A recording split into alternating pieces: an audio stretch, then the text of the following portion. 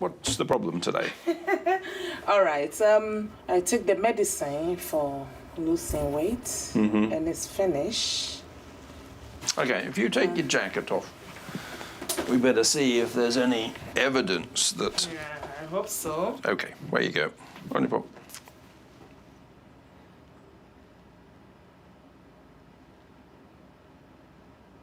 Okay, 123.8.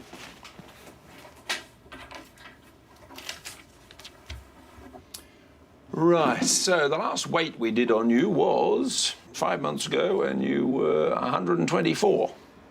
So you've lost 0.2 kilograms.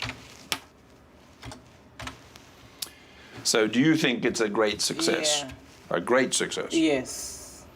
Honest? Yes, doctor. Right. I think so.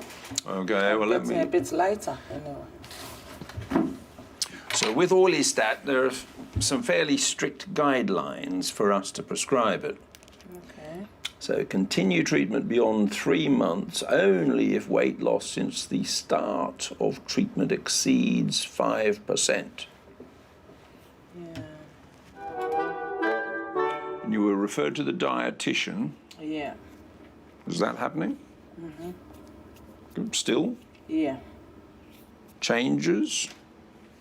Yeah, I changed my diet. But because of my knee, I can't do much exercise. The physio told me I should stop. Yeah, but obviously your knee was stopping exercise, but the Orlistat was stopped because you'd not been meeting the weight loss target. You know, their role is to help you with your diet and weight loss and exercise and performance.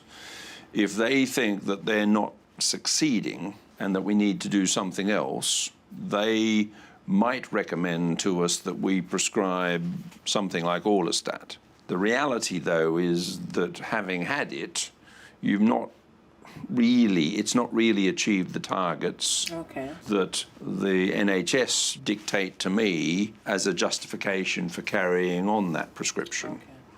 Okay? All right. Can I have a painkiller? You can have a painkiller.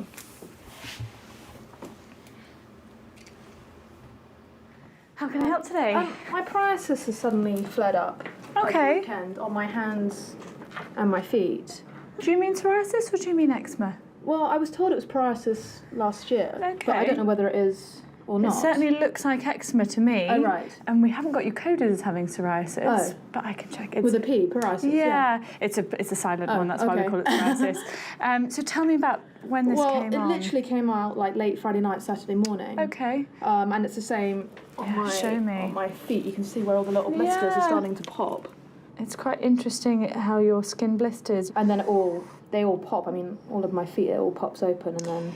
What do you normally put on it? Well, I've been using Chinese herbs on it, which I brought with me. Okay. Because I find steroid cream makes it flare up, and then all the skin splits. Okay. So... Chinese cream often is made of steroids. Oh, is it? Yeah. Because I find this doesn't work. Those are pills, and then they gave me this. Problem is, it's written in Chinese. So I mean, I have no idea how safe this is or anything, but there is a lot of people that say that one of the reasons why Chinese medicine is so effective is it's got a whacking dose of steroids. Oh, really? Yeah. I didn't know that. But not monitored. Of course, and so sure. not safe from that point of view. And it would be in the pills as well? It could be. Okay. So I can't recommend them, obviously just because we don't know what there's in them. No. There have been case reports of these medications containing dangerous levels of mercury, arsenic and lead. There was a big case last year which showed that they even contain parts of endangered animals. And although they're sold as being natural, that doesn't necessarily mean that they're safe. Now, your liver function isn't entirely normal. Are you on any medications at all? No. Anything herbal or anything over the counter? Any supplements or anything that you're taking? Yes, I did take, yeah. What's that? That's the... it's a natural stuff for... Oh, God. Is that a sexual thing? Okay, so it's a herbal thing? Herbal, yeah. What, to increase your libido or your erections? Erection, yeah. Okay, where did you get it from? On the internet. Okay, I would stop that, because do you actually know what's in it? No. Let's stop it just in case, because some funny herbal stuff can make your liver test go off. Okay. Some medication that's being sold as alternative or natural contains the same ingredients as pharmaceutical medicines.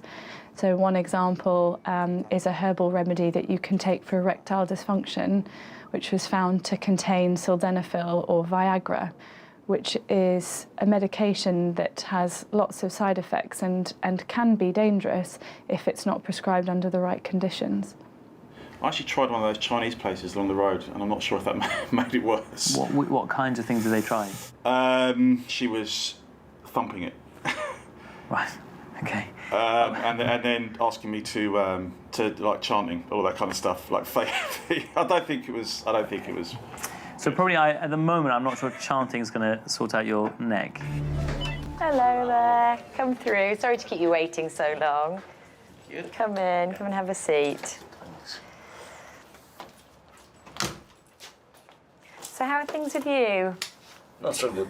No? This day, I'm so-and-so, other day, you know, down with the weather, Yeah. and I go months to live. Is that what they've said? They say, you know, anything they do make it worse. Now it's come out from the lung, it's my organ. So no more treatment, they're giving up on me. Okay. I'm planning to go in Italy Thursday. Are you going back to Italy to sort things out, or what's going on there? I've got a nice flat there. Okay. And then give something to the friends, cancel all the banking and all sort of thing, you know. Now, do you think I need something on the plane? Because the plane is pressurized. And with my breathing. Yes, that's what I wonder. Let's check your oxygen levels. Okay. The arthritis attacked me in my shoulder, my neck. Just relax your hand down. There we go. I'm disintegrate. But you're still smiling. Yeah, no, I keep smiling. People say nothing wrong with you. Oh. Big breath and then breathe out as hard and as fast as you can. That's it. But short and sharp, not quite so long. So really try and... But better. Do it stronger than that. Really try and blow the end off. I think that's best you got, wasn't it? OK, you ever sit down. Okay. Let's have a little look at your things here. I tucked myself in. OK. Do you want a hand? Are you OK? Do you take any regular inhalers or not? No, not regular. I wonder whether it might help, because I mean, there's a little bit of a wheeze there, but should we give it a go? Yeah, okay. What I want to do as well is talk to the chest clinic, who know you very well, and just get their advice about how safe it is for you to fly, the risk of the cabin pressures and things like that, and whether, if they think it is safe for you to fly, whether you need to have oxygen on the flight.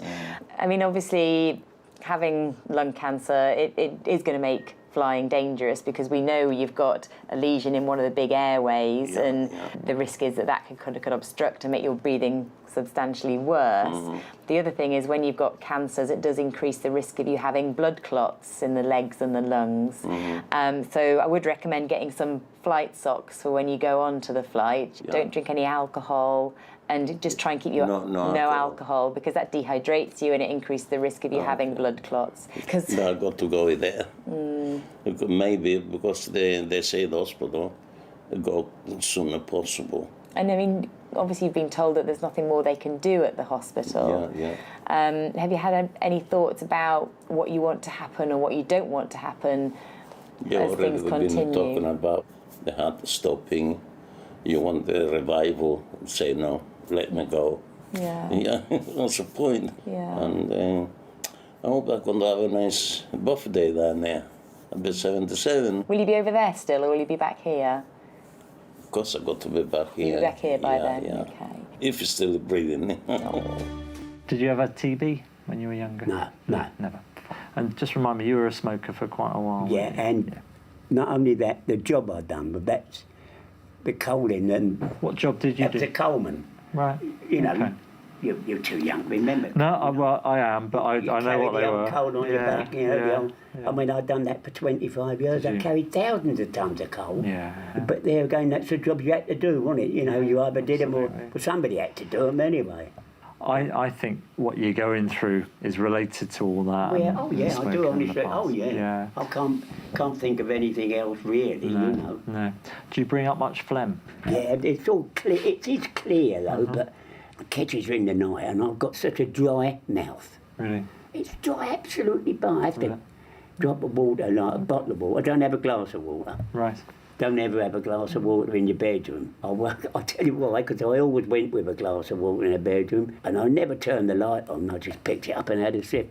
And one night I just turned it on, and there was a nice big spider having his early morning dip blowing round in it. Oh, God. I'll never again. But anyway, I digress as usual. So, deep breaths.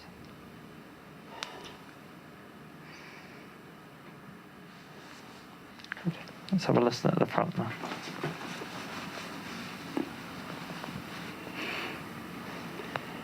Good. That's fine.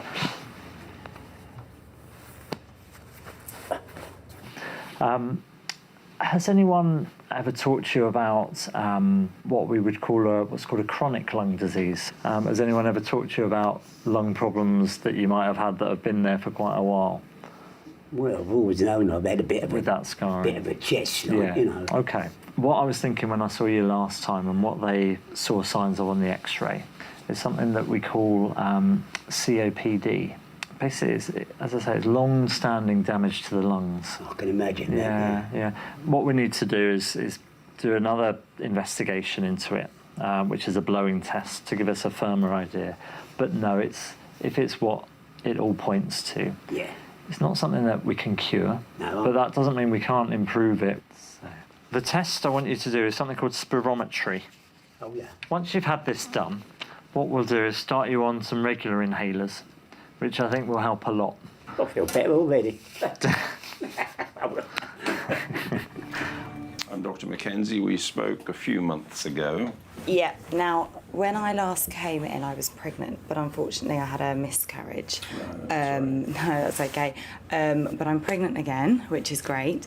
But obviously I'm really, really nervous. Every time I go to the toilet, I wipe and I'm scared I'm going to see blood. I'm just on tenterhooks all the time. And I was just wondering if I could book an early scan, if that's at all possible. There's certainly not much point in having it done at 7 or before 7 weeks because it can sometimes be inconclusive, surprisingly. Yeah. So you don't want any negative information. You want to either know that things are fine or not fine. Yeah. And do the risks of miscarriage decrease quite significantly after 8 weeks? Statistically, probably a fifth of all pregnancies are lost as early miscarriages.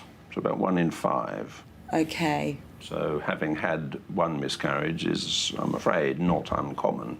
So cross fingers, not going to happen again this time. Yeah. But even if it did, the advice would remain, well, okay, let's wait for a normal period. And then you try again. If this one happens the same as last time, well then, as I say, it's sad and upsetting. Yeah. But it's not the end of the road. Yes. Yeah. To try again is... If I had one miscarriage, is it more likely I'll have another one, or is it completely... Completely independent. Yeah, okay. Come in. Hi, have a seat. What can I do for you today? I've just found out that I'm pregnant, and I wanted to check in with the practice and go through whatever we need to go through. Okay, is that good news? Yeah, good news. Congratulations. Thank you very much. No, quite sudden. I hadn't come off the pill for very long, so I can't believe I'm pregnant this fast. Okay. And was it something you were trying for? Yeah. I came off the pill deliberately, so yeah. You taking folic acid? No. I'd suggest taking folic acid and vitamin D. Okay. The other thing that I have on my mind is that I was training for a marathon, and that's due on Sunday. I'm concerned of running a distance like that in such early pregnancy would have I don't know. Okay. I think because the risk of dehydration and things is quite high anyway. I know you're not far on. Yeah. I just wonder to be on the safe side, I'd say no. Is that all right? Sorry about that. No, it's fine. I kind of was getting there myself, but it's... Yeah. Yeah. Okay, Yeah, that's I'm fine. sorry about that. Though. No, that's fine. Because you'll have worked very hard. I did. I spent the last 6 months training. Look, this in itself is... Are you desperate to do it? I was. What's more important to you, your health, your baby's health, or running a marathon? In the grand scheme of things, In the grand scheme of you'll things, get you can over the always marathon. enter next time. Yeah, exactly. Yeah. Yeah. So how are you anyway? I'm okay. Okay. So the last time I saw you, we checked your blood pressure and it was a little bit high, and then you very kindly went on to do some blood tests, didn't you? Okay. You look nervous. I'm so sorry. Why? I tried to overcome it without anyone knowing that I am very nervous, you know. What are you nervous about? I don't know really. We're just feeling a bit anxious. Yes, I am. And I know it's partly me, and I'm trying to sort of... Thank you for listening to me. That's all right. That's what we're here for. Thank you very much. And we talked last time about your late husband as well, didn't we? Yes. It's a lot of sorrow within me at the minute, you know. Although it's 4 years ago, and we had a wonderful time and everything. You know, I think he was told he had 6 months to live, you see, and it was devastating because we didn't realise that he'd got anything, you know, so dramatically wrong. He had pancreatic cancer. Right. Okay. And we were both kind of numb. The sadness of losing a second husband. The first husband, he went to work and died. I didn't get to him. I walked into the room and I said, I'm so glad I've arrived in time. No. Massive heart attack in King College Hospital. And that was shutting everything off, dealing with the children, you know, the heartbreak and not being able to cry at all, really. No tears. I'm talking now because I probably need to feel that I can have a little bit of help here from you know, and overcome it. It's obvious it still plays on your mind, and it can be therapeutic talking to somebody. Yes. I mean, what do you think about having some counselling? Because we've got great counsellors here, and they could talk to you about your loss. I think it would be really helpful. Yes. You know, the sadness and the overwhelming sadness. I'm going to cry in a minute. Oh. Sorry. No. You can. Sorry.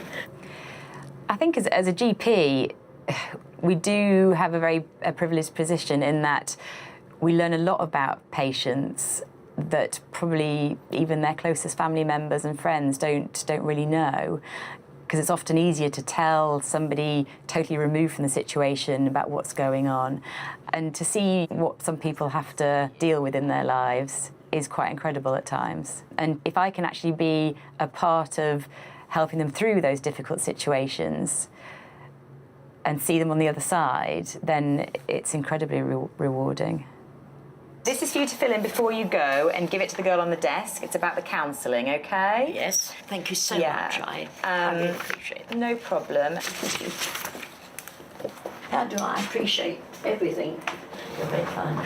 All right. I don't know how to thank you. Oh, anytime. See you later. Bye.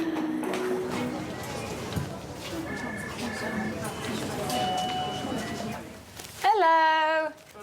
Sorry, I've kept you waiting too long. It's all right. How are things? It's peculiar what happened. I was stung on my arm by a wasp that came in through the window. Okay. So when was this? It was a couple of days ago. I couldn't move my arm. It swelled up, and then it felt achy all the time. It's still funny, my arm. I don't know whether it's because I'm a funny woman. Do you want to show me where the wasp stung you? Do you want a hand? There we go. You got that one? It sort of swelled up there, and it still prickles or something and aches. Well, nothing's hot or red or angry. It aches still. Now, what's happening with the psoriasis? Have you been going to see the dermatology nurses? I haven't, because I've been too busy. Because they were supposed to see you, weren't they, in the daycare so that they could do your creams for you. It's still quite bad on your elbows, isn't it? It will go. It doesn't hurt. What's stopping you from going to see the nurses? It's because I'm tired. I get tired. I can't sleep at night. I lie awake. We're moving. Yeah. And it's awful. What's happening with your sister? She's going to the country. OK. Retirement home. And have you found anywhere that you're going to live? No, I can't find anywhere. As GPs, we're always taught that we should ask open questions and let patients tell their story, but it can be really difficult when patients bombard you with lots of different pieces of information at once. In a 10-minute consultation, that's really difficult. So are you wanting to buy something then? I want to buy a flat for the rest of my life. I'll be on my own with my cat, that's all. My sister doesn't want me anymore. Oh. So did you ever think about going with her, or do you want to stay in Putney? I want to be near Morley College, where I give concerts and I play Beethoven, Chopin, Brahms, Rachmaninoff. And I played all my life since I was 5 years old. OK. Music keeps you young. It kept me young. My father died of a heart attack in the hospital. I just visited him and he said, good luck for your concert. And it was sad, really. No, it is. He said, be happy when you play. And he smiled. That's all. Are you still smoking? I still smoke consulate. Cool as a mountain stream. How many a day? About 10. OK. Any thoughts about quitting? What? Do you want to stop? Watch what? Do you want to stop smoking? Not particularly at the moment. I'm worried. I mean, it may not be the right time for you to stop smoking now, but I think it would be important to do it when things are more settled. What about alcohol? Because alcohol can increase your risk of osteoporosis. I'm trying to cut down. That would be really important. If you try and cut it down so that you're having less than 14 My sister, we units. both try and have half a bottle each. Over what period of time? On a night. Half a bottle a night? We have little small glasses. We fill, and she goes back again and fills. But if you're having half a bottle every night, that's much more than... No, she has her bottle. I have mine. They are small ones. OK, but even if you're having... What, do you have the whole bottle? No, we don't drink... No, we have she has a small glass and she fills it about that full. Right. Full. What we recommend is that you don't have more than a bottle, if you're drinking wine, a bottle and a half a week. Oh, everybody drinks. Everybody goes to pubs and you don't tell them that, do you? I do. I tell everybody that they need to not drink more than the recommended amount. The other thing that you need to do is make sure that you're getting enough vitamin D and calcium in your diet. Oh, I expect you're hungry, aren't you? Have you had your lunch? I haven't, no. I've been busy. Oh. Well, you must come to my flat when I buy a modern flat in Putney and have a meal. I'll cook for you. Thank you. Spicy cheese grilled. OK. And you put tomato puree, a bit of that, and you make an ordinary tasty thing, and you put few herbs in it, and then you grill it, the top of it. Sounds good. And put a gherkin on top. OK. Right. The things that I'm going to do is, why don't we see each other in a few weeks, OK? And then you go and see the dermatologist tomorrow about the skin, OK? Yeah. I better go. All right. Thank you very much. And that's your time of the appointment, remember? So you take that. All right, so you go and see them tomorrow. Thank you. See you later. Let's go in soon. What? You know, the doctor's going to look at your ear. Okay. Are you going to be a good boy and let him look? Okay. Are you going to be a good boy? Yeah. Hello. Hello. Yeah. How are you? I'm well, thank you.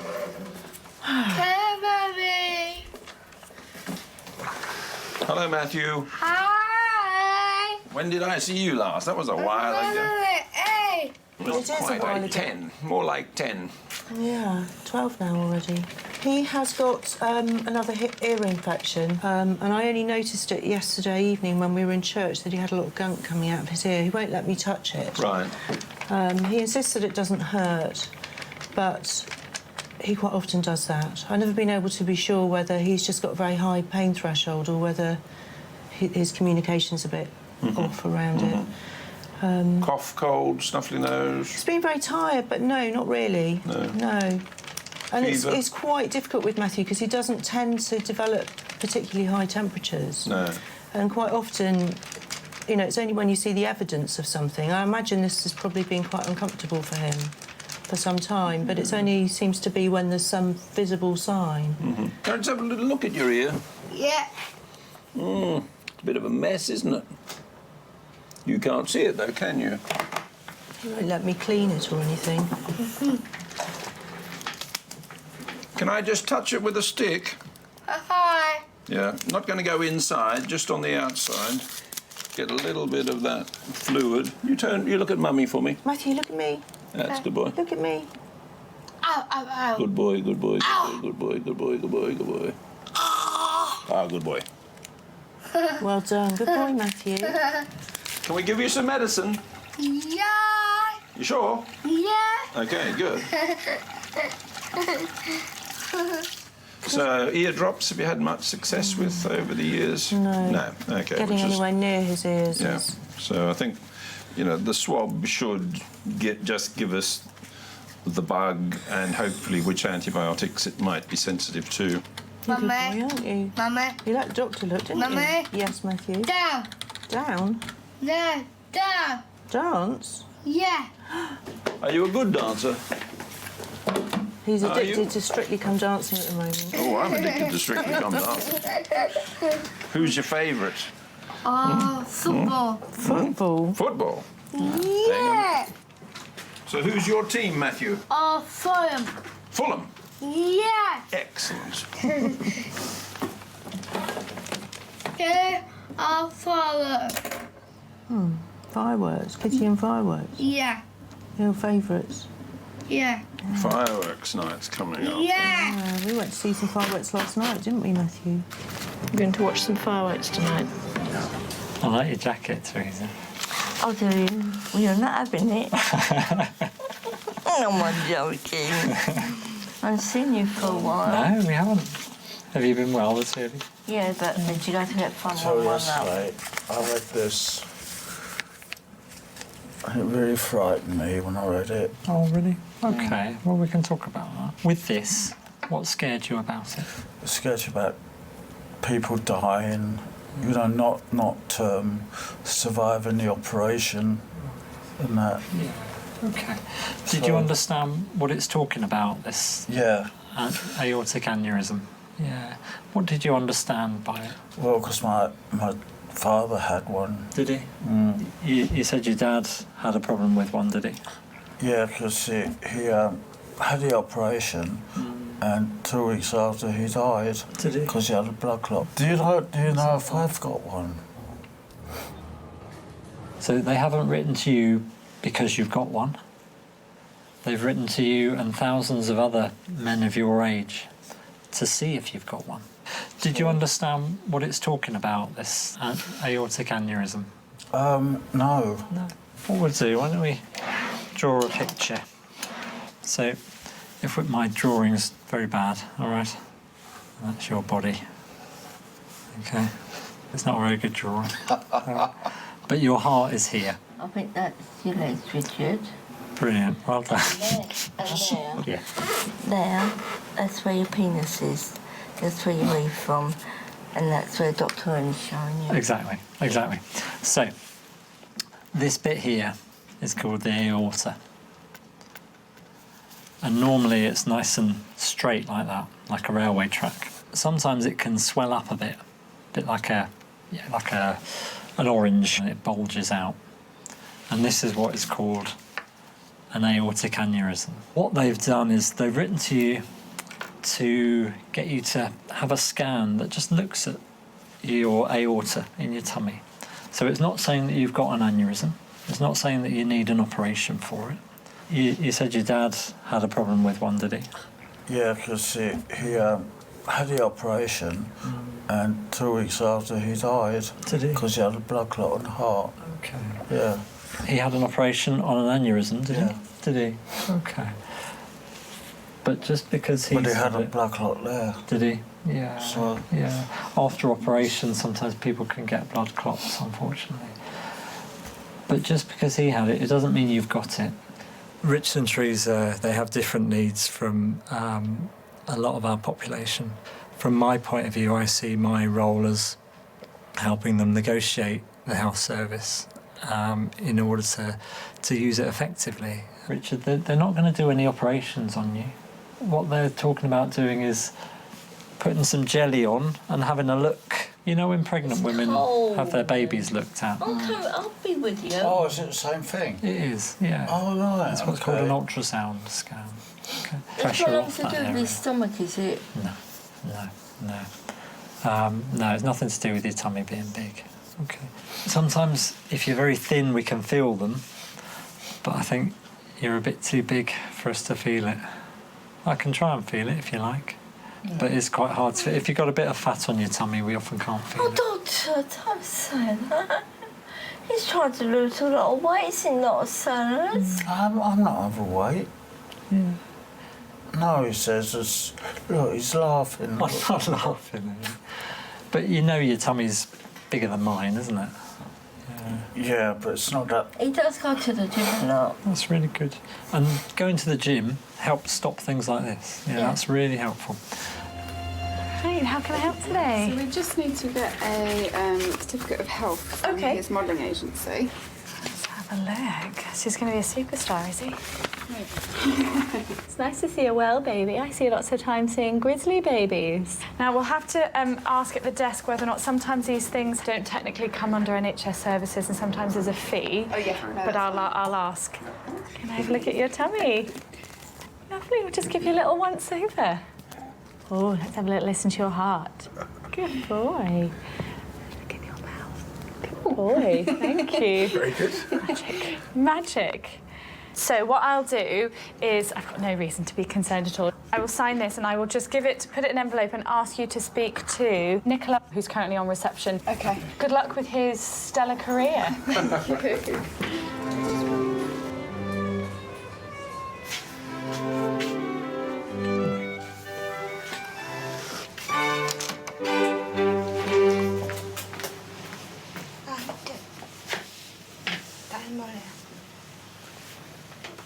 When did you get her? She's 3 months now. Really? And she's a hearing dog, is she? No? No. She's an everything dog. An everything dog. Diabetic dog. Okay. So she needs a step Really? to cover. Yeah. Very clever. Brilliant. Almost as clever as you. Have you got a dog? No. I I don't want one. Okay. Too much pain. What pain? Really? Tell me about it. Because I walk in her all the time. It makes me twat. And the walking is Are you getting it every time you walk her? Yeah. Will you take off your shoes and I'll have a look at your feet and your legs? Okay. Let's have a look. And is there any pain when I'm feeling your legs? Does that hurt? Definitely that. Yeah. Okay. I can feel some veins there, but what we always wonder about is that we know your diabetes isn't very well controlled. I'm on the wrong insulin. This is why I'm waiting for the referral to go and see the And I'll ask about that. That's fine. I sat in an empty waiting room for over an hour. Uh-huh. Right? I couldn't get out of the chair. I can't sit down for very long. Right? I am not a moron, and I don't like being treated like I've got half a brain. I haven't got half a brain, I've got a whole brain, and it functions beautifully. And when I said to him, why am I an hour late? And I did do that. Why am I an hour late? And we take a longer time because we care. I don't give a toss who you care about. Do you know what I mean? Yeah. It can't be that people are upset by every interaction you have with our surgery. That's not fair. What were you thinking we might do about this pain? Tramadol, actually. Really? Just painkillers. Yeah. We can certainly go with painkillers, but we need to be cautious with you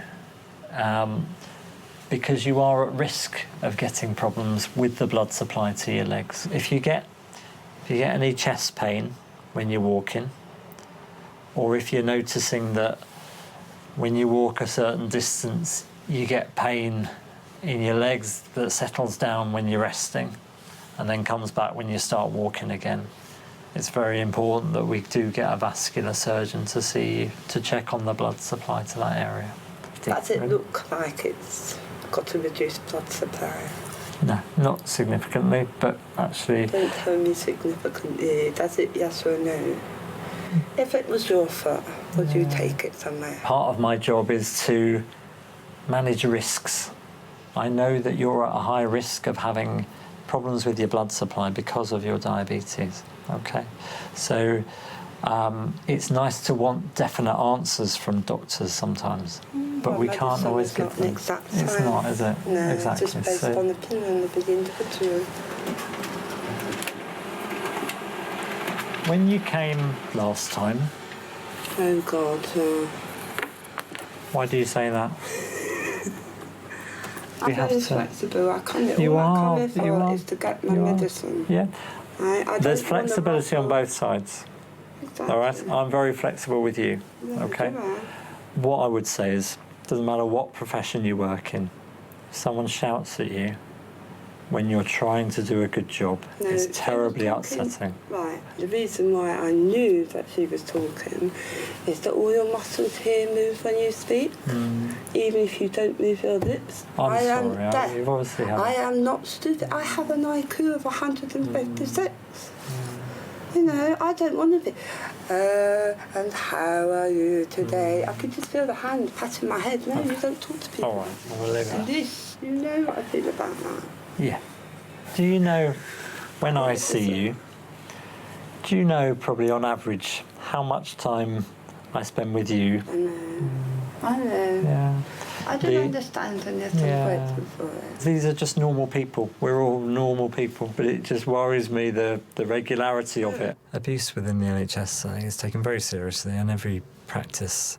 But the aim isn't just to tell people off, it's to try and work out why they felt the need to react in that way. And usually you can work with people and find a way forward with them. It was because I was so stressed. I will apologise to him. Did you?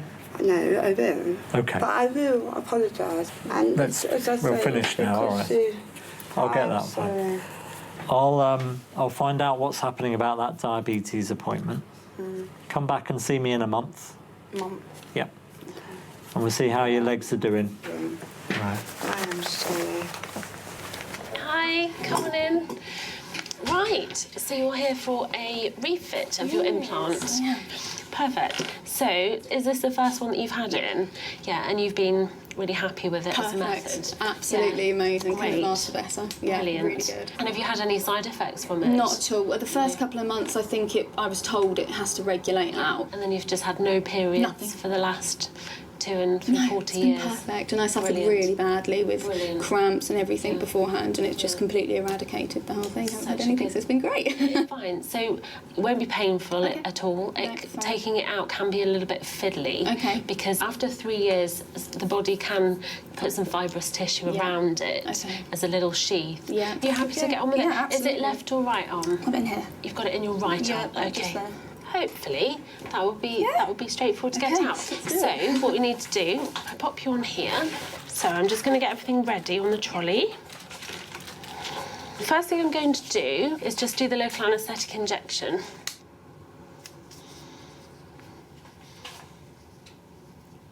Well done. And once this starts working, you won't feel anything else, I promise you. You will be able to feel me touching you, But not pain. but you won't be able to feel pain. Okay.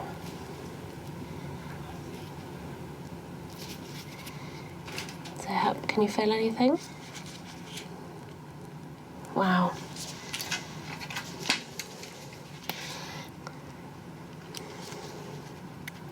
Just releasing the little capsule that I talked about that can form around it. Okay.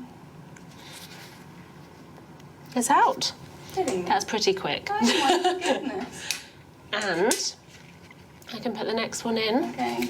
And you will be done. Just put it on a little pathway just along the side of the original one. Okay.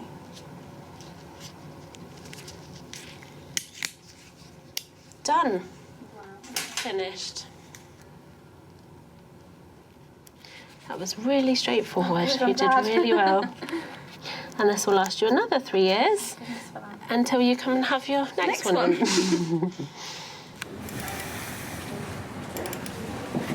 Come in. Hi there. Mr. Gomez. Hello, sir. Come on in. You don't know about me, do you? No, it's the first time we've met, Okay, so no, I don't. I've been a patient here for a long time. And I've discovered that I've had cancer, liver cancer, a couple of months ago, but it's very bad. It's beyond surgery, so I'm going in towards, I think, the end of this month for the chemo. It's going to be a chemo Christmas. Right. I live alone, and I'm really struggling with the pain of this. It's extremely painful. It's those I'm taking. They're supposed to be every 4 hours, but I can take them every 1 hour, up to 1 hour if I want them. So I'm taking them every 1 to 2 hours. Okay. Sometimes I take them 3 and on the trot, 1 hour on the trot. 3 and in a then row. something, but I try not to, because I don't want to build up too much tolerance, because when I get to the end of all this, I'm going to, I'm going to end up taking buckets of it, and I don't want to do that. I've been in so much pain for the last couple of months. And where is your pain at the moment? Oh, it's all in this region On the here. side of the liver. Okay. Yeah, it's all in that region just there. Okay. I can't do anything like cooking, getting up, and the other thing is, look, it's my legs. This is all like water. She said it's water. It does look like water, tight, isn't it? My feet are like loaves of bread. I can barely get my shoes on. Yeah. And sometimes when you have problems with your liver, the amount of protein in the blood drops, and then the fluid is just leaking out into the cells, and that's where you get the swelling. Yeah. So the idea, I think, probably behind the chemotherapy and all of those things is to reverse some of those side effects of the liver problems. I hope so. It's, I don't know, See, I'm on my own. I'm taking care of myself. Right. So it's very difficult, Yeah. Have you got any other support around? At the moment, that kind of support, I don't want that support, What kind of support? Like coming around and cooking for me, cleaning for me, doing it. I want to do that myself until I can't do it again. I've got liver cancer, not brain cancer. I can still function, and I want to do that. Every day's precious. I don't want to give it up. I don't want to give up responsibility. I want to go down to the shop and get a loaf of bread. Yeah. I want to touch it before I buy it. Is it fresh? You know what I mean? And I want to do these things still, and I don't want to take that away from me yet. No. That's all I've got really. The little things in life, which are the valuable things in life. Precious. Just take the dog for a walk on Wimbledon Common with the boy. There's lovely little precious things. But you can't do it if you're in agony. I don't have very long, and I don't know. I'm going through all kinds of negativities. About the chemotherapy. Yeah. Once I'm in there, I'm wired up. That's it. They got me. Part of my job as a GP, we deal with people who have terminal diagnoses, and it's always upsetting to be with someone who is going through those stages of life. You have to try and keep that emotion to yourself, and make this the interaction about them. What are you worried about? What worries you about? The agony of it. I know the pain there. I know what's coming. Yeah, I already know what's coming. I can feel it. but with the chemo, I can possibly push me up to a year, maybe beyond. I'm always impressed by how people find resources within them to face the final days or weeks bravely. I've got a severely disabled lad. He's blind. You know, I've been his sole carer for the last 16 years. Right. It's my son, yeah. Yeah. And I need to prepare him because he's acquired brain damage. You know, he needs to be prepared for this one. You know, we protected him when his mum had cancer, and she died, and he was in a mess. You know, so now he's going to have no one there. Does he have any carers or any? Oh yeah. He's got people around him. Yeah, Okay. he's with guide dogs. You know, he's got a guide. So but there's all that worrying you. As well about him. His welfare. Yeah, his mental state. That's what worries me. Yeah. And what kind of support ideally do you think he would benefit from? Well, that's what I mean. I want about a year to sort of watch it, you know, sort of, you know, I need a year to get him prepared and to be prepared to be on his own now. Yeah. You know, there's things I need to settle and take care of. Yeah. If you have a think, and if there's anything else you think you need help with, or we might be able to help with, will you just give us a shout, and we can work it out? Yeah. I'll give you the amounts, more of these both. Oh, the same again. Yeah. Yeah. I'll give you a bigger volume. Yeah. So that he doesn't run out. Because I need to get this under control. Yeah. The management, the pain management. Yeah. The pain we will get under control. The pain will get sorted. All right. Thank you very much. Nice to see you. Thank you very much, Doctor. Give me a shout if there's anything else. Thank you very All right. much. Thank you. Take care now. Cheers. Bye bye.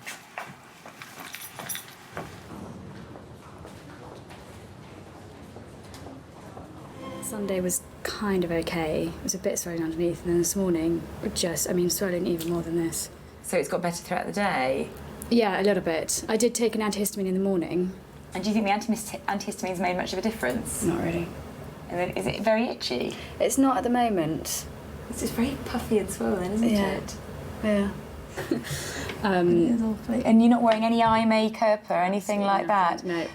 Poor you. I'm also concerned that, the flaky skin bit kind of seems a bit yellowy. One of our doctors does have a special interest in skin. Let me see if my colleague's available, just to get a second opinion.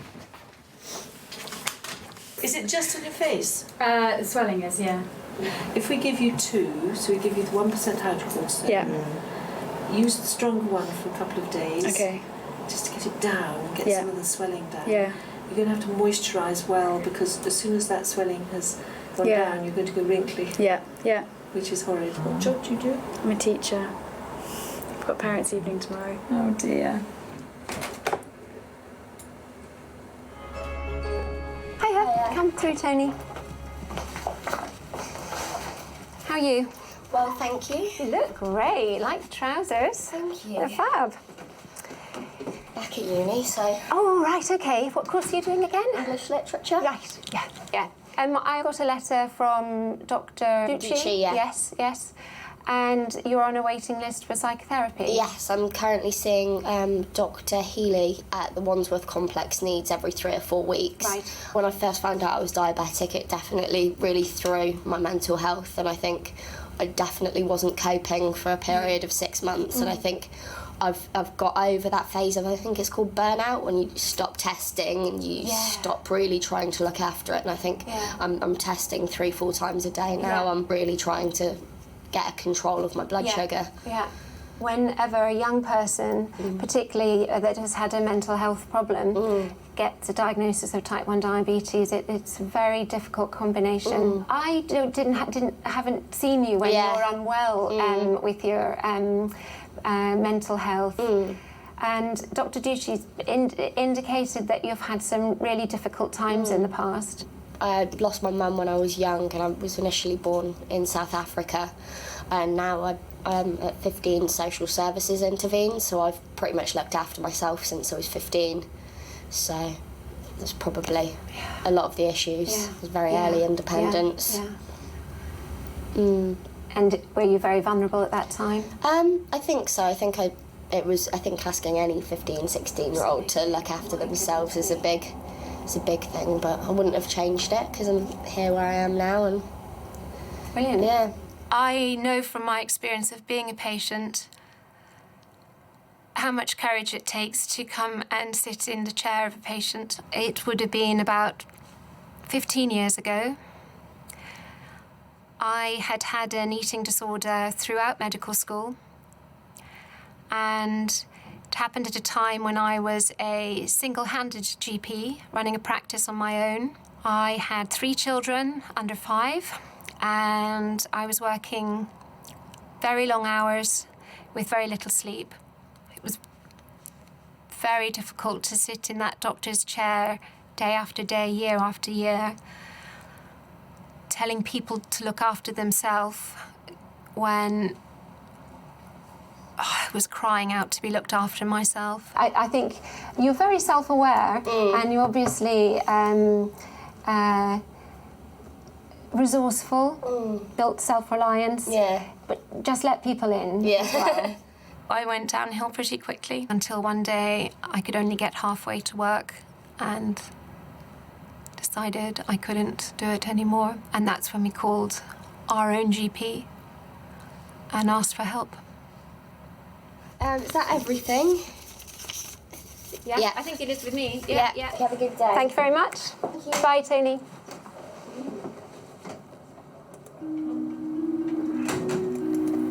I've come through. I'm able to truly accept that illness is not your fault. And doctors are patients too sometimes. Hans, morning. Right, so what's happened in the last 10 days? Well, I can tell you what's happened this morning. Very depressing for me. I ran upstairs to the toilet, but I had an accident? Yeah, an accident. Loose or? Yes, it's always very soft. I don't have any constipation. What I have noticed on the pan is the stuff was going not down, but up and sideways. Right. And it was on my cheeks too. A bit of splatter.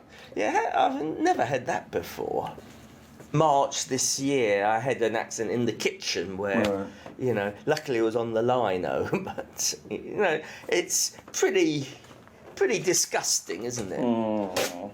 Right, okay, so you had all those blood tests done and kidney function's normal, thyroid's normal, liver is completely normal, kidneys again are normal. Okay, we're going to have to feel the back passage, I'm afraid, Hans.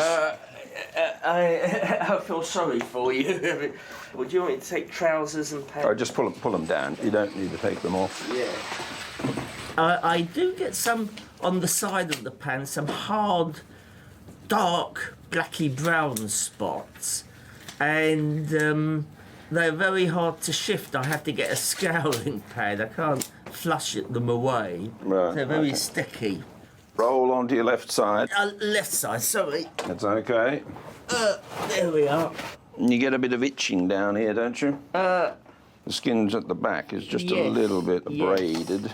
Well, I suppose that's because I've been rubbing it, especially this morning. Okay, little pressure, shouldn't hurt. Yeah. Oh. There's certainly no blood there. Good. And no lumps. No lumps.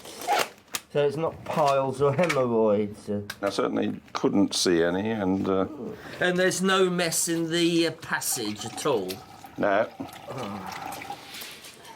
It's funny, since you've done your examination, I feel I got an urge to go to the toilet again. It's not uncommon. You may have to go, yeah. But it's not been diarrheal. It comes out stringy, like about the size of my index fingers, curling round, you know. And then I've had soreness. Is it itchy at the moment? No. No. I don't have any strong alarm bells about any of this at the moment. I think we're going to wait and see for 3 months, Hans. Right, But I haven't got any magic medicine at the moment. If there are any more problems, I'll come back. Thank you, Doctor. Okay. I woke up like this morning. Yeah, I have very bad teeth. I'm ashamed to say. There's stubs and everything. And I don't know whether that's what's done this to me. So it's all swollen. Is it painful?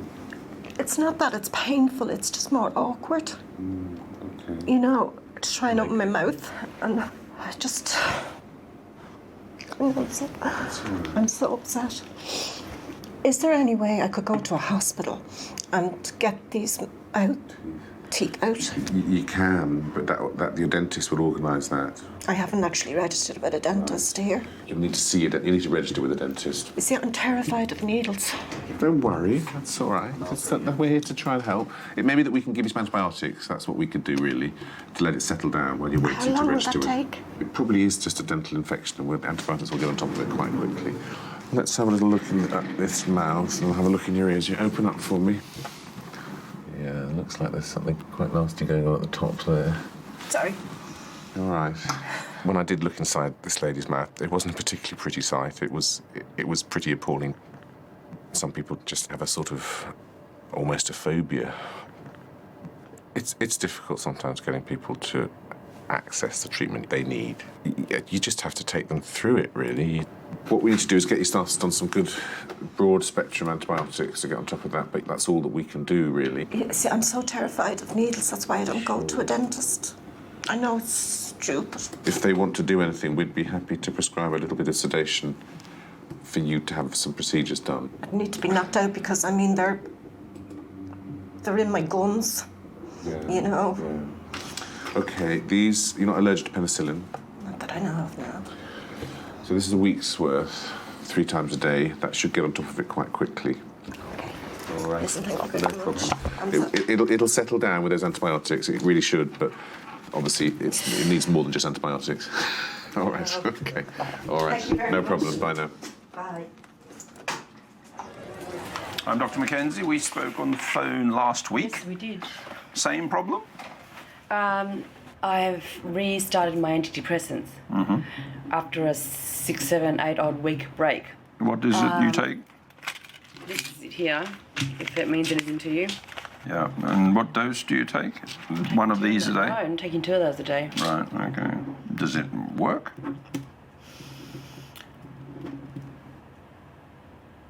There's highs and lows. To cut a long story short, now I'm going to start. So, I need to get onto something that's going to give me my life back because I'm not. It's not happening. I'm not enjoying. I'm not living. I'm not anything. When did it all start not to be right? Many years ago. Many years ago. 5, 10, it was 15, no, 20? it was triggered with children. Yeah. Triggered with the birth of the children. So there was some postnatal depression? Postnatal, definitely. I was obviously prone to it. It's depression in my family, but clinically depressed. Like, you know, this isn't just low times. We're talking, yeah, pretty bad. Yeah. Dramatic things? I think so. Suicide attempts?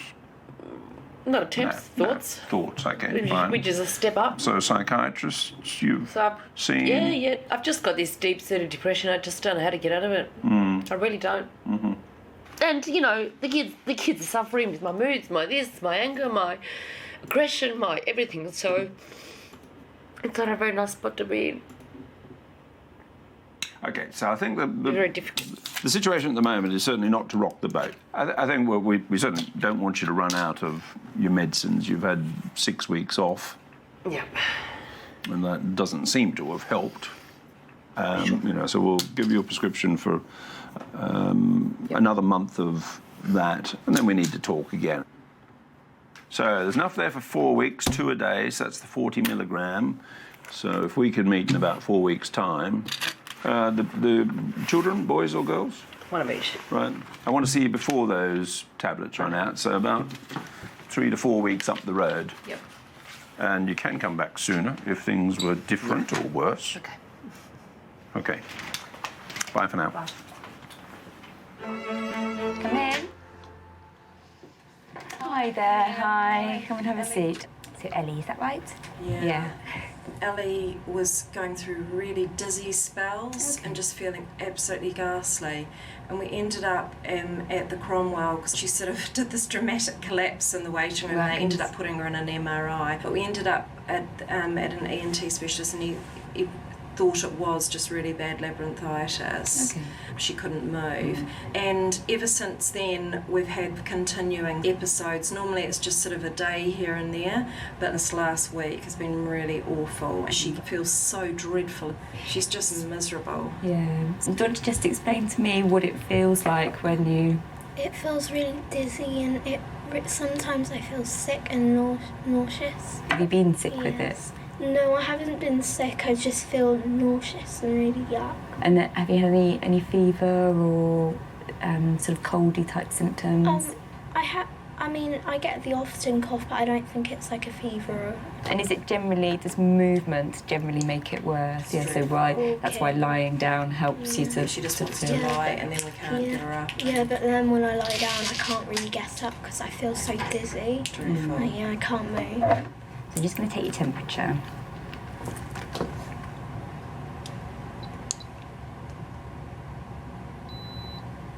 And any headaches at all? Yeah, I've had a couple of headaches, like really bad ones. Do you want to describe the headache to me? Sometimes it feels like somebody's like ringing, the church bells. It feels like I'm like right against one, and sometimes it feels like there's somebody hitting me, and it really hurts. And when you faint, do you actually sort of lose consciousness, or do you just go to the floor? When I fainted, I knew what was going on because when my friend said you're going yellow, so I got to the floor and then I fainted. I'm just going to ask you to follow my finger with your eyes, but keep your head still for me, okay? So, and just tell me if you see double, okay?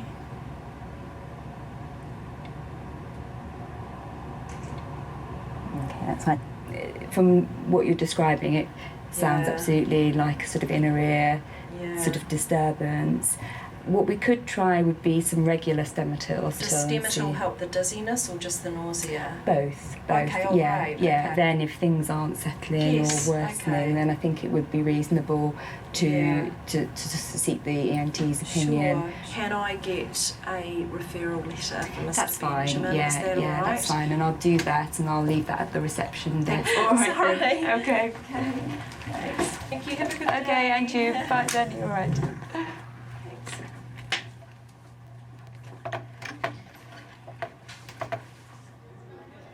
I'm going to be doing some very basic stuff: height, weight, blood pressure. You're a gentleman who has quite a few health conditions. Yeah. Yeah. But I feel perfectly fine. Which is brilliant, and Thank you we want to keep you that way. Yeah. So to give you a little bit extra time with a doctor, to make sure that I'm just looking at your face and you're not saying ugh, but it's to make sure. No, well, I've got a problem straight away with that. What's that? This. In September, I asked for a book. Right. She went to her cupboard. No, I haven't got one. So she wanted to give me the other book. Right. Which I can't get on with. Right. Now, that lady could not walk next door to get one. So this is my problem when you're talking like this. Right. You imagine if I've been seriously ill or someone had been seriously ill and she couldn't be bothered to go next door. Yeah. She shouldn't be in the job, personally. Right. Nothing against yourself, but when you're going on about all this, and I've had an experience of that, I don't think it's very funny, like, personally. No. Come in. Hi there. Hi. Lost your voice. Have a seat. I'm Dr. Rose, by the way. I don't think we said. No, I don't think we have. No. So I don't know whether you've had a quick look, but it's an ongoing condition. Okay. So I've had 7 operations over the last 7-8 years. I've got another one due in 4 weeks, but it never usually gets as bad as this before an operation. Do you want to just explain to me the history? Yeah, so it's the HPV virus on the vocal cords. The first time it happened, they cut them away, analysed them, it's all fine. And it was quite a while before they came back. And then this year, I've had 3 operations. Right. So it's quite aggressive at the moment. Yeah. And other than sort of loss of voice, do you get other symptoms with it? Is it uncomfortable or? It is at the moment because I'm having to push words out, I think. Yeah, so it's because when I try to talk, there's nothing coming out at all. And it's quite exhausting. It is. Yeah. And I'm having a few issues with work because I work for a university, student inquiries, and I can't answer the inquiries. You can't answer the inquiries at the moment. No, it's just getting quite impossible, really, to carry out my job. Really, I'm just asking whether it would be possible to be signed off until the operation. We'll just have a look and see. Don't open your mouth up nice and wide for me. And say, oh, for me.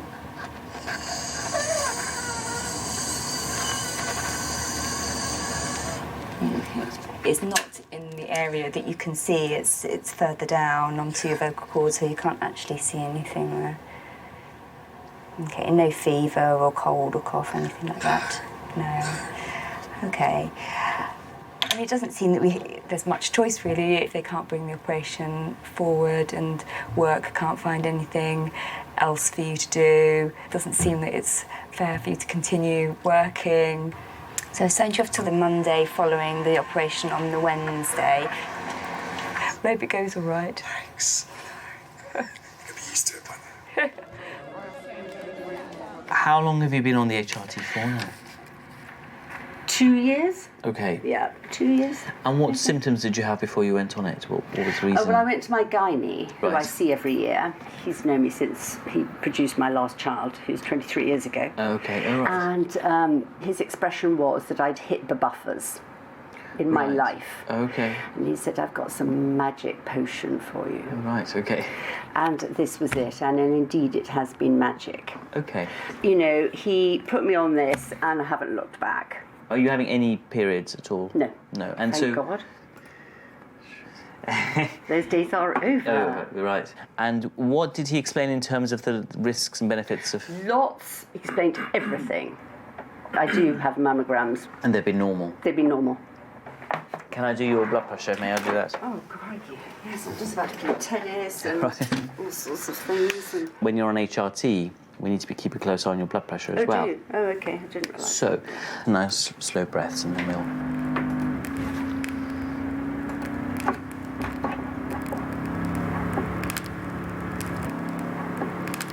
Okay. It's not very high, but it's certainly not kind of in the low in your boots. All right. Okay. But I think, given that you're on HRT Yes, and we need to keep an eye on it, yes, I guess the question then to ask is how long do you foresee taking this for? I'm not a drug taker. No. Do you know what I mean? I don't pop pills unnecessarily. So, I mean, it's just, I know it's there. It's my little crutch. It's your crutch. Yeah. Okay. Well, can I suggest if I can give you 3 months this time round, and then we could have a follow-up discussion about that, so making a plan. Okay. Is that okay? Yeah, perfect. I've got to the stage in life when doctors are looking young. Okay, all right. Oh dear, sadness. Well, nice to meet you. And you. And we'll touch base, as I said, in about a month's time. Oh, yeah, all right. Have a nice day. To meet all you. right, bye-bye now. And how are you feeling since all the events, with all the bleeding? I'm really lucky to be alive. What happened is I was driving to play golf, and from York to Chester. Yes. And I decided to fill up with petrol at the last petrol station just outside Chester. I know it very well. And I got out of the car. I filled the car up with petrol, and I felt a bit giddy. And I thought, oh, fumes from the. Went in to pay the bill, and that was the last I remember. Next thing, I was in an ambulance being rushed to the Countess of Chester Hospital. This happened in the morning, and by the time we got there, which was about 5:30 in the evening, he was drifting away, he was fading away. Goodness. And he was still bleeding, Right. purging blood, Yes. and they were pumping blood into him. And we were told by one of the doctors that some people stop bleeding and some people don't. Put 6 pints in. 6 pints of blood. 6 pints. His temperature had dropped to 60-something over 20-something. And he was drifting away, so I held his hand. I told him to keep awake, stay awake, stay awake. And had you had any symptoms before any of this? None at all. So no pains? No pain or anything. Nothing like that? Quite extraordinary. Well, it is. I don't know. You've been very lucky, I think. Have I? Yes, because I think it sounds like it was a very scary episode up in It was. Chester. Terrible, terrible. We almost lost him. In hindsight, it's easy. Yes. The only indication I had that there was something wrong is that morning before leaving Yorkshire, I had to sit on the loo, and I thought I had diarrhoea because I was on the loo for a very, very long time, and without being too vulgar, I virtually filled the loo. And I thought, this is diarrhea. I didn't realise it was black blood. Was it black? He didn't That's tell. it. He didn't. But I didn't, you know, I didn't think about it. No. Shall I have a look at this wound? Yes? Sorry. That's all right. The nurse is coming to take the rest of the staples out tomorrow morning. She's a fantastic nurse. So they took out the whole of the tumour? The whole of the tumour. It's all out? They had to take the spleen out as well. Yeah, they took out Yes. the surrounding tissue. That's right. I don't want to take this off because I think it's well dressed, but I can see around there it looks still a bit moist, but this end is healing nicely. I'm on penicillin now for the rest of my life. So it's going to be lifelong, yes. Once it's all settled, there's no reason you can't carry on doing things as normal. Right. You know, I think you just have to have a period where you're just convalescing. The other thing we don't know, haven't had the results of the biopsy on the tumour as to whether it was, you know, benign or, you know. How are you feeling about it all? Fine. Are you? Determined to get back fit, look after my wife. She's a very good nurse, yes, she is. but I need to look after her. Yes. So. Right, good. I would suggest we touch base once you've seen the Marsden. Yeah. Okay. Hello there. Nice to see you. Have a seat.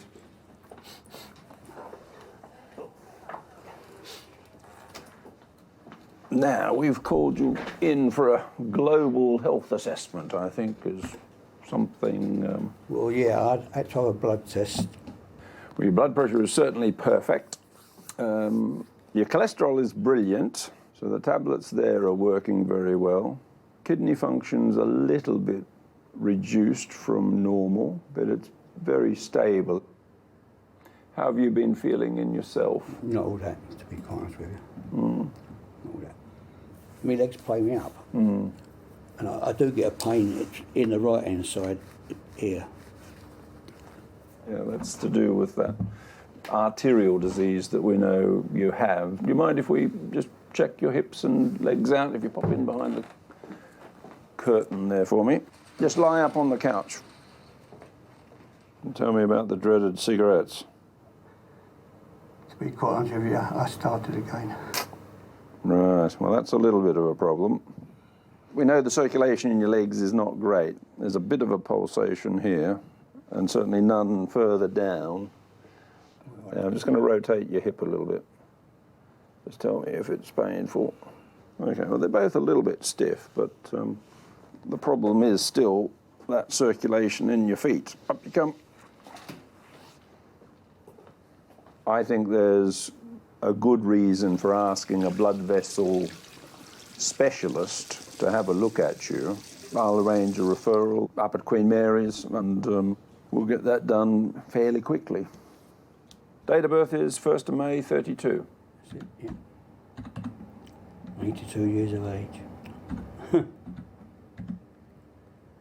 So during the last month, do you feel down or hopeless, depressed? Yeah. Frustrated? Yeah. Yeah. How big a problem does that get? I just have to get on with it, don't I? You know, I used to go to my daughter's in Sussex, but I don't go now. But she phones me regularly. Right. Does she come up here at all to see you? Oh, yeah, but not like she used to. No. And I used to go down there quite a lot, but I feel I don't want to go now. Yeah. And friends? Do you have any friends left of your age around? No, not really, no. A few of the neighbours I get on with. Yeah. But other than that, no. Don't have no friends.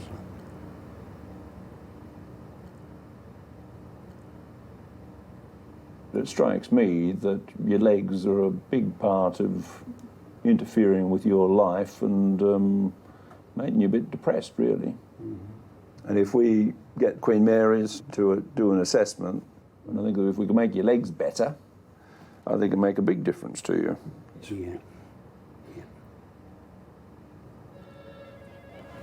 Hi, all right. Come Yeah, in, have good, a seat. thanks. Is it Wesley Stone? Yeah. Hi. I'm going to South Africa for 3 weeks for holiday. Yeah. Yeah, so I just wanted to get a prescription for my paroxetine and Lamictal.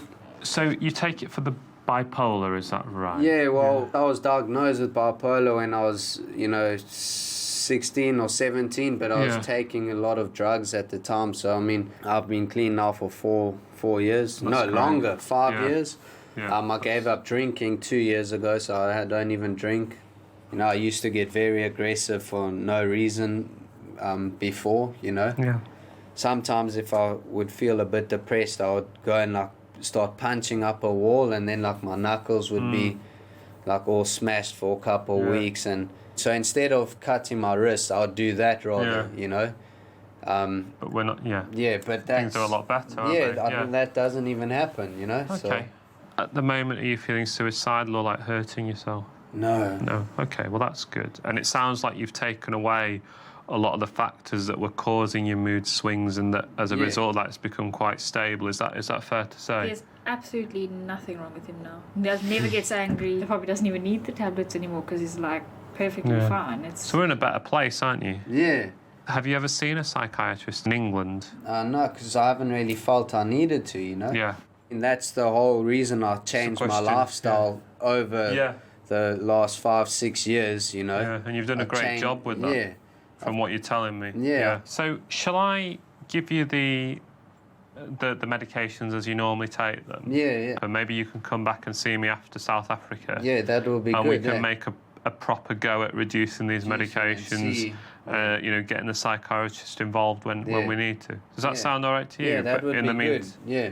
See when we've got some appointments available when you come back, and we'll take it from there. And then, yeah. All right. So I'll see you then, eh? Yeah, all right. Take care. See you later. Bye. All right. Bye now. Bye. Hi there. Hi. Mrs. and Miss Doyle. It's Miss Doyle we've come to see today. That's right. Right, this arm. Presumably. Yes. Still hasn't really gone down, but getting better. I think it is getting better, isn't it? The only reason we're But back... it's very slow. Yes, and it still feels quite hard underneath. Yeah. Maybe that's 18 millimetres by 18 and a half. I said 20 by 20 last time, so I think this is settling down. Do you? It takes a long time, but it is a frustratingly long period of time. We're happy if it's going. I think she's had so many antibiotics, don't really want her to have another course because she's had so many in the last. Well, for this, I've had it for my ear. Has come back with her mother, full stop. The area of inflammation is reducing. It now measures 18 by 18 millimetres, full stop. There is no fluctuance, so nothing to cut into, full stop. They are to return in 2 months if it has not fully resolved, full stop. Because she's getting quite a few skin things, do you think some children are just predisposed to... Because you've got molluscums and... I think her immune system's trying to keep it under control. Good. But lots of people need a little bit of help. So we just paint the stuff on, do we, and then it zaps it? Cross fingers, yes. Touch wood. Touch wood, yeah, absolutely.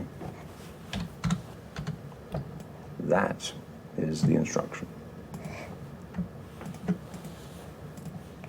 Okay. Thank you, and thanks for seeing us today. Thanks very much. Thank you. Bye. Bye for now.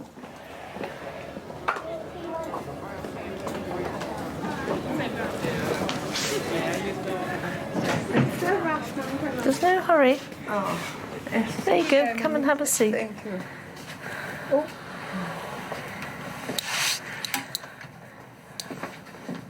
You're doing a bit of falling around the place. You've had about 4 falls by the sound of it. And in fact, last weekend I had to take her to the emergency, Princess Grace, because her ankle was all swollen and her leg was bright red. So I rushed her up to the Princess Grace and they'd given her a course of antibiotics because it got infected. And is it better? It's getting better. We've been coming here to have the dressing changed. Yeah. I have blackouts. Yes. But the last one painful. wasn't a blackout. I think she just lost her balance. Yeah. I've actually watched her and she sort of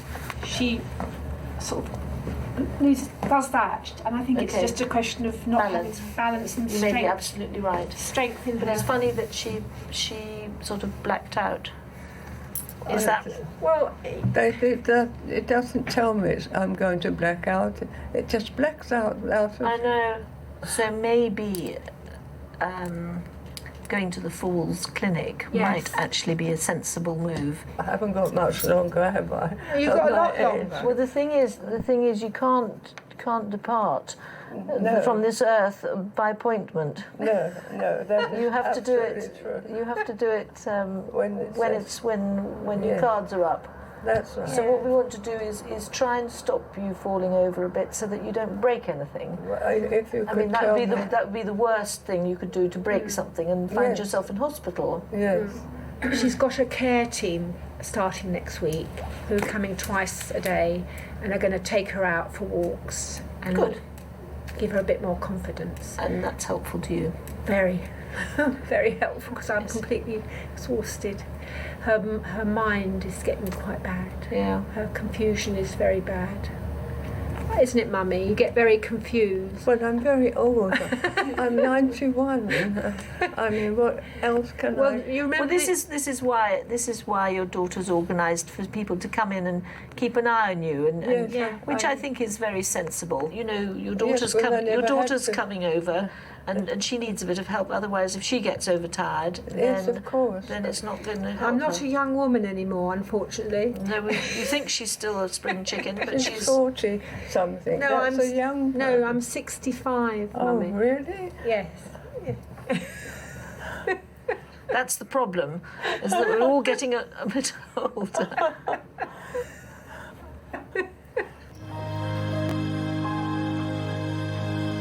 Hello.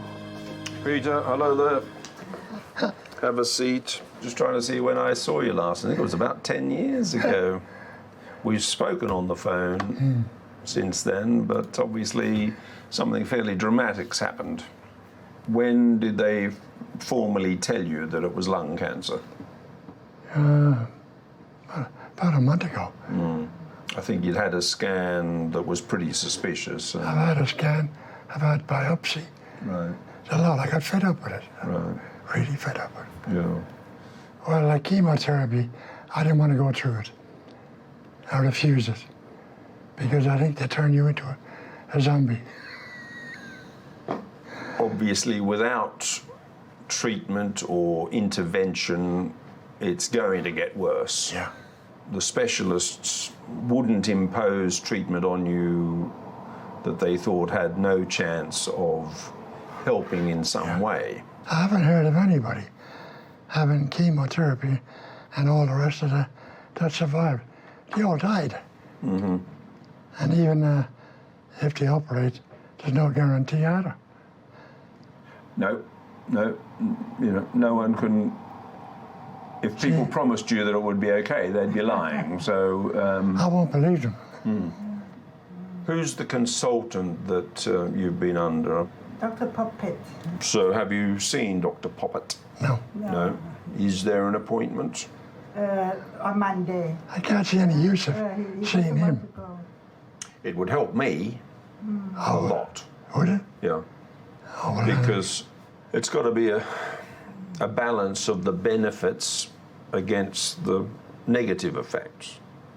You know, if those side effects were short term, but we're going to give you another 3 years. the side effects can make you vomit, lose your hair, diarrhea, and many other things. Yeah. I mean, I don't want to go through all that.